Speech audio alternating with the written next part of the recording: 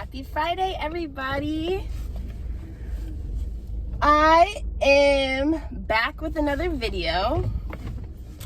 I'm on my way to work right now, so I thought I would make a video because I've been getting a lot of comments on my last 3 videos about the SIE, and I said in one of the videos that I was gonna talk about my failures and all the times that I failed the SIE, because I feel like you aren't the only one if you are failing the SIE. So basically, I guess I'll just start off by saying what program I used. I know I mentioned this before, but I used Trading Consultants, and that I basically studied from July to February before I scheduled my first exam. So everything, and this was in 2020, so this was during COVID times. So instead of going to a testing center, they allowed you to test remotely. So I took my test at work in my office, and basically it was kind of, I was nervous because it was different. I didn't know what to expect. So I'll share with you guys my experience. So basically, you just need your laptop. You're supposed to clear out everything on your desk. Nothing should be on the walls. And you basically go through, I forget what it was called, like the actual thing I had to download, but I had to download something to my computer. And when I signed up to take the exam, they give you a link, and on that link you download this thing to your computer so that someone can watch you as you're taking your test. So on test day, I had already downloaded that link. I just opened up my laptop and I went into my exam time. And once you're in there, the proctor shows up on the screen, and he basically goes through, it's he or she goes through the process. You have to stand up, you have to empty your pockets, make sure nothing's in your pockets. You can't wear earrings. You, what else? You have to show them your entire workspace. You have to show them what's underneath your desk. So you have to make sure you're on a laptop or a computer that has a camera. That's essential. And then nothing on your wrists, no rings. They are pretty strict.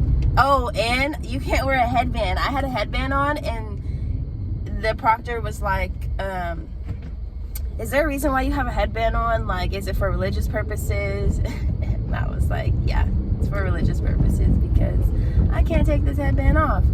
So that's good to know. Can't have really anything extra in your hair.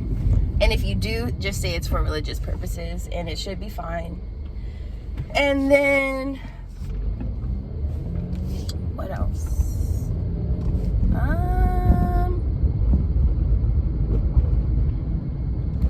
I'm probably missing some things, but that's the general idea.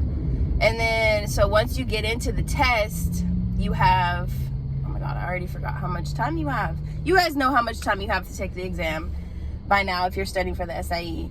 So you have that much time. So you get in there. The proctor at that point isn't looking at you like he is in the beginning when he's checking you in. At that point, he's still there, but you can't see them. So it's not really a distraction. But I will say, the first time I took it, like, I was leaning on my head like this, and the proctor was like, you need to have your hands visible and like not do that. So they can talk to you during the exam. I've never experienced that before, so I thought that was interesting. So just make sure you're just sitting there and just don't do nothing weird, because they will say something. Like, if you have to go to the bathroom, they allow a bathroom break, but you can leave, go to the bathroom, but you have to check back in when you come back. So I wouldn't suggest you go to the bathroom because you're just losing out on an important time because the test does not stop. So yeah, let's get into it. So the first time I took it, I got a 69%. And basically it doesn't even tell you how many questions you got wrong. It just tells you your results come out in like 4 sections, and it tells you which sections you were strong in and what sections you were lacking in. And the parts that I was lacking in were bonds. So I knew that if I get in a 69%, I need to basically do better in bonds to get me to that 70 and above. So after I felt the first time, it was discouraging, but at the same time, I knew what to expect. So I wasn't too upset, because now I'm like, okay, they make you wait 30 days until you have to basically reschedule your exam. You have to wait 30 days. So I had another month to study after that. I knew what to expect. I knew how to be checked in as far as like all that, because when I was getting checked in, I'm like, dang, like the proctor really wants you to show the whole room, show under your desk. I was tired. I was tired after I was sweating. And then it's like, because I'm already nervous, and then you start the exam. And so I feel like that kind of messed me up. So, I was just taking little tips and tricks to take with me to my next exam. So then the next one, I did that one remotely. Same thing in my office.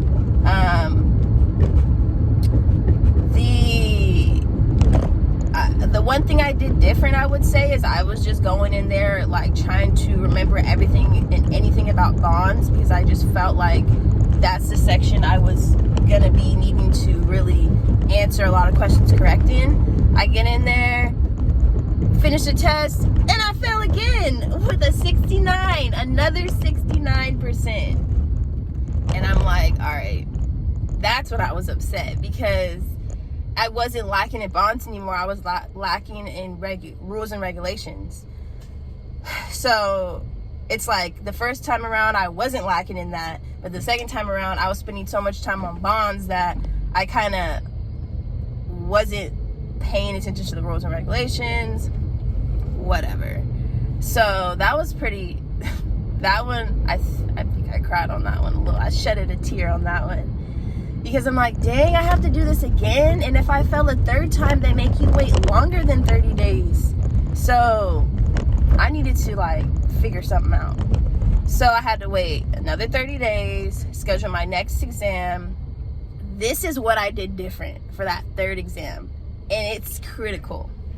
So when you are doing a test remotely, it's not like going to a testing center. They don't give you a pencil and paper for you to jot down all your notes like you would at a testing center.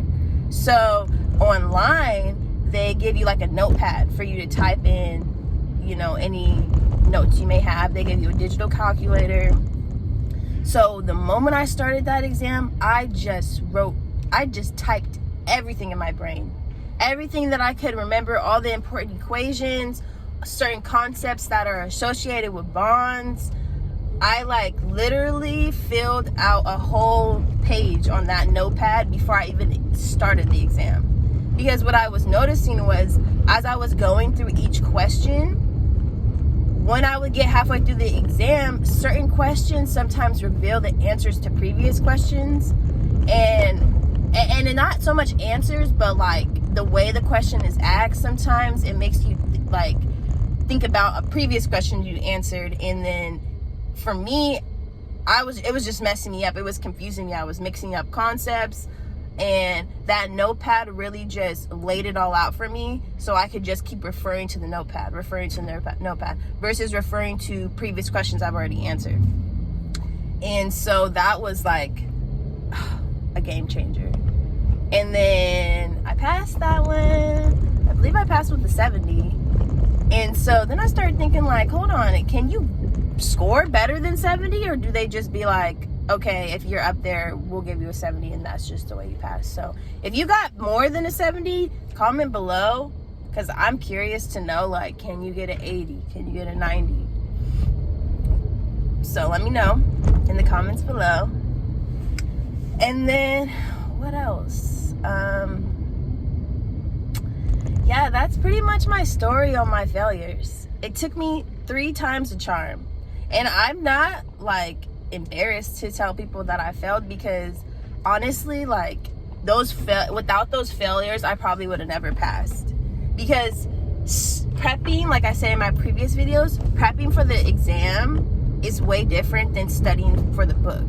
Because studying like through the book and through lectures and everything, like in all the practice quizzes, like it's just certain ways that these exams are structured, where that like the questions, you just gotta master the questions. You gotta know what information is important and what information is not important, because they will try to trick you. That is like, I feel like their whole game plan is to try to trick you. So you need to know your stuff. And yeah, so I hope this was helpful. Comment below if you want me to do some other videos on the SIE. I'm happy to do it. I'm happy to share my experience and give you guys advice.